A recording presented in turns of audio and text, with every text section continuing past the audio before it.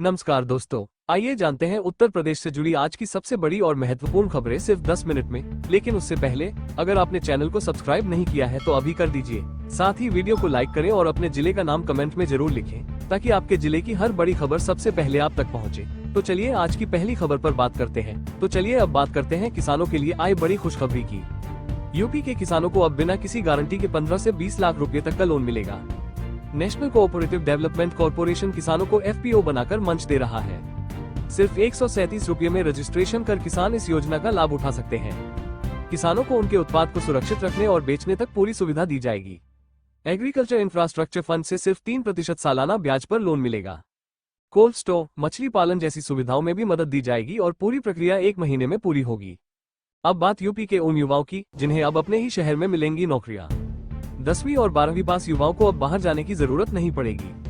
उन्हें अपने जिले में ही 100 करोड़ टर्नओवर वाली कंपनियों में काम का मौका मिलेगा। यूपी एसडीएम और उद्योग विभाग मिलकर युवाओं को ट्रेनिंग और रोजगार देंगे। हॉस्पिटल, होटल, मशीनरी जैसे क्षेत्रों में भी नौकरियों की भरमार होगी। युवाओं को स्किल देने के बाद वही कंपनियां उन्हें रोजगार भी देंगी। इसके लिए सरकार ने उद्यमियों के लिए भुगतान और कोर्स की पूरी व्यवस्था बनाई है। अब खबर उस नए रैकेट की जिसने रेलवे के नियम बदलते ही चालाकी शुरू कर दी। रेल मंत्रालय ने 1 जुलाई से तत्काल टिकट के लिए आधार लिंक करना अनिवार्य कर दिया। सिर्फ आईआरसीटीसी वेबसाइट और ऐप से ही बुकिंग की सुविधा रखी गई। मगर टेलीग्राम और व्हाट्सएप पर रैकेट्स ने आधार वेरीफाइड आईडी बेचनी शुरू कर दी। सैकड़ों एजेंट अब ओटीपी और फर्जी आईडी के जरिए टिकट ब्लैक मार्केट में बेच रहे। रेलवे के नियम का मकसद पारदर्शिता था, लेकिन धंधेबाजों ने रास्ता निकाल लिया। यात्रियों से अपील है कि सिर्फ आधिकारिक प्लेटफॉर्म से ही टिकट बुक करें। अब नजर डालते हैं मुरादाबाद की मासूम बाची की दिल छू लेने वाली कहानी पर। 3 महीने से अटका स्कूल एडमिशन सीएम योगी के निर्देश पर महज 3 घंटे में हो गया। जनता दरबार में बाची ने मुख्यमंत्री से कहा, मेरा एडमिशन करवा दीजिए। योगी जी ने तुरंत अधिकारियों को निर्देश दिया और बच्ची स्कूल पहुंच गई। स्कूल से लौटकर बाची ने कहा, योगी जी थैंक यू, अब रोज पढ़ने जाऊंगी। बाची के परिवार और मोहल्ले में खुशी का माहौल बन गया। शिक्षा के अधिकार को लेकर यह एक मिसाल बन गई। अब एक राहत भरी खबर ई रिक्शा खरीदने वालों के लिए। इलाहाबाद हाई कोर्ट ने कहा, ई रिक्शा खरीदने के लिए ड्राइविंग लाइसेंस या ट्रेनिंग सर्टिफिकेट जरूरी नहीं। सिर्फ चलाने के लिए ही 10 दिन का प्रशिक्षण अनिवार्य है, खरीदने के लिए नहीं। मेरठ के एआरटीओ के आदेश को कोर्ट ने नियमों के खिलाफ बताते हुए रद्द कर दिया। कोर्ट ने कहा, बिक्री पर कोई ऐसा प्रतिबंध नहीं लगाया जा सकता। ई रिक्शा की बिक्री पर मनमानी शर्तें लगाने से कारोबारियों और खरीदारों को नुकसान होता। अब कोई भी व्यक्ति बिना सर्टिफिकेट के ई रिक्शा खरीद सकता है।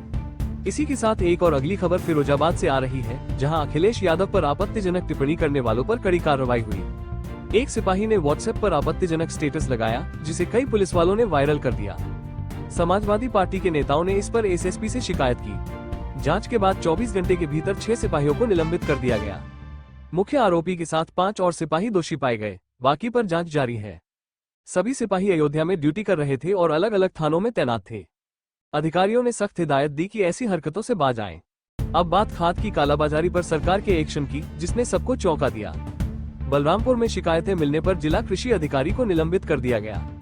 एक और अधिकारी को कारण बताओ नोटिस जारी किया गया। प्रदेश के अन्य जिलों में भी गड़बड़ी पर 26 एफआईआर और सैकड़ों नोटिस दिए गए। कृषि मंत्री ने दावा किया कि खाद का भरपूर स्टॉक मौजूद है और कमी नहीं होने दी जाएगी। इस बार खरीफ सीजन के लिए यूरिया समेत सभी उर्वरक पर्याप्त मात्रा में उपलब्ध रहेंगे।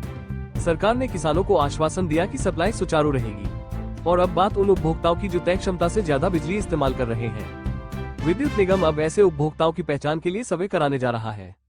हजारों लोग तय क्षमता से कई गुना ज्यादा बिजली इस्तेमाल कर रहे हैं। यही ओवरलोडिंग फॉल्ट और बिजली संकट की बड़ी वजह बन रही है। सर्वे के बाद उन्हें नोटिस भेजकर क्षमता बढ़ाने के लिए कहा जाएगा। कई लोग चार्ज बचाने के लिए क्षमता नहीं बढ़वाते और दिक्कतें खड़ी होती हैं। अब कड़ी निगरानी के बाद ये समस्या दूर करने की तैयारी है।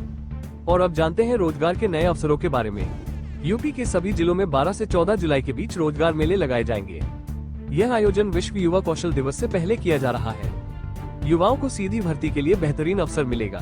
मेले में प्रेरणादायक सत्र, सांस्कृतिक प्रस्तुतियां और सफल कहानियां भी साझा होंगी। प्रशिक्षित युवाओं और उद्योग जगत के प्रतिनिधियों को सम्मानित भी किया जाएगा।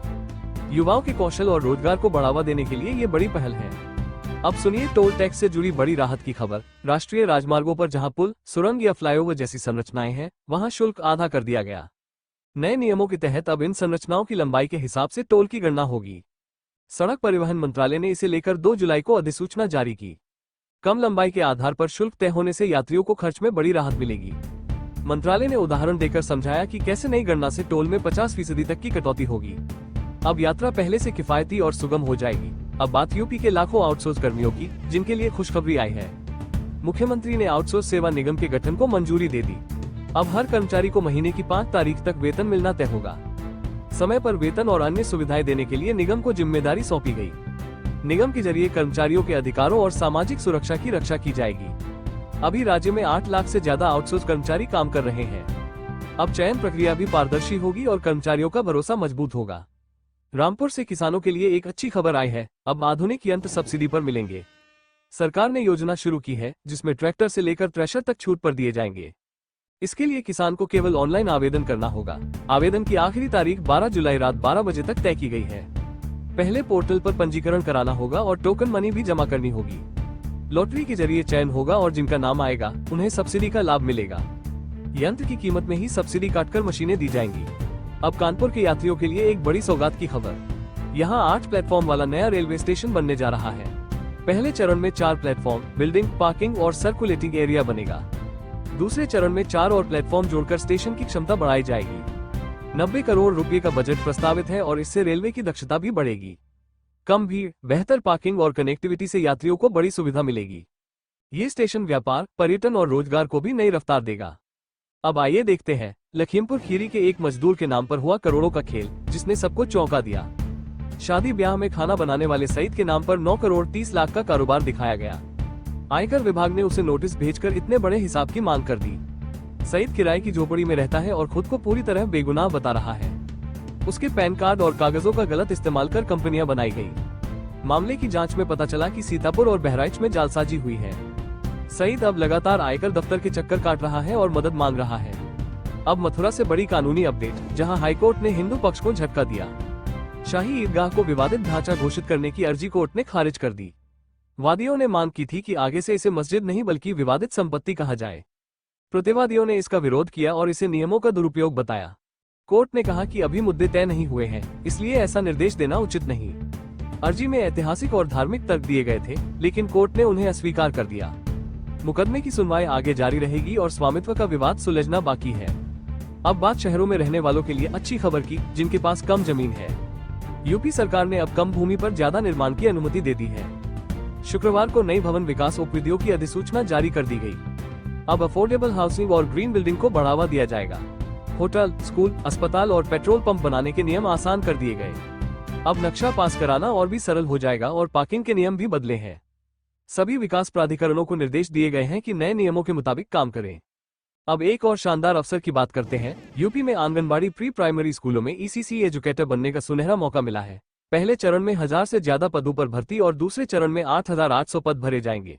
18 से 40 साल तक की उम्र के उम्मीदवार आवेदन कर सकते हैं। गृह विज्ञान स्नातक या नर्सरी टीचर ट्रेनिंग वाले उम्मीदवारों को वरीयता मिलेगी। प्री प्राइमरी शिक्षा को मजबूत करने के लिए ये कदम उठाया गया है।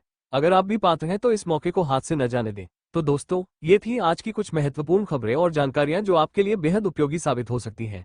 ऐसी जानकारी आपको शायद और कहीं एक साथ न मिल सके, इसलिए रोज की ताज़ा खबरों के लिए हमारे चैनल को सब्सक्राइब जरूर करें और वीडियो को लाइक नहीं किया तो लाइक करें। साथ में अपने जिले का नाम कमेंट में लिखें, ताकि आपके जिले से जुड़ी हर जानकारी आप तक पहुंच सके। धन्यवाद। जय हिंद, जय भारत।